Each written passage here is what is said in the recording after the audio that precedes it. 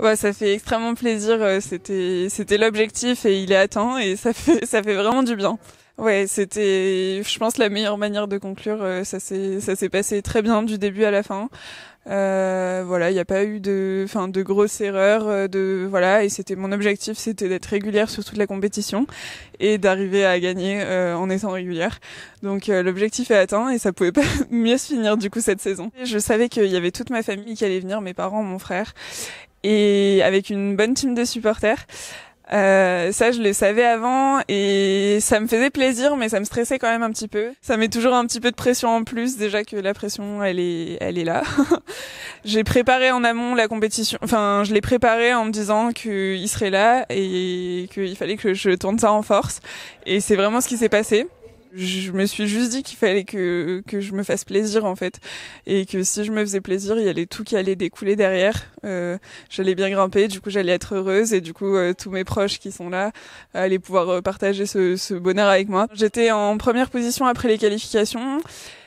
Et ça m'a mis un peu de pression quand même d'être première parce que je sais que c'est la place que tout le monde veut. Donc il y a pas de cadeau en finale et il faut vraiment pas, il y a pas de place pour les erreurs. Ça s'est très bien passé sur ces finales. Voilà, avec toujours l'envie de prendre du plaisir, d'avoir le sourire pour profiter vraiment de chaque instant.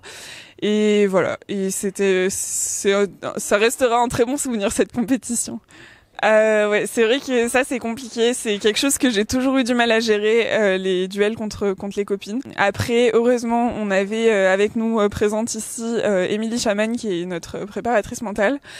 Donc j'ai pu aller la voir entre des runs pour lui dire que j'étais un petit peu stressée, mais en fait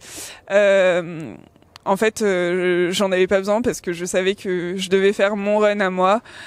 Si moi je faisais ce que je devais faire, il y avait pas de souci, et peu importe ce que la personne à côté faisait, que ce soit une française, pas une française, si je sors en faisant un run incroyable, je peux pas être déçue, donc voilà. 2023, ça me paraît encore un petit peu loin. Là, on peut me souhaiter des bonnes vacances déjà, je pense.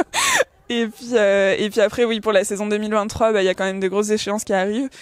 Il y a les sélections pour les JO qui vont commencer au mois d'août. Et là, il va falloir être au rendez-vous parce que tout le monde veut sa sélection pour les JO en vitesse. Et voilà, donc on va s'entraîner tout l'hiver pour ça. Et puis voilà, retour en compétition au mois de mai avec les premières Coupes du Monde. Fin avril même, je crois.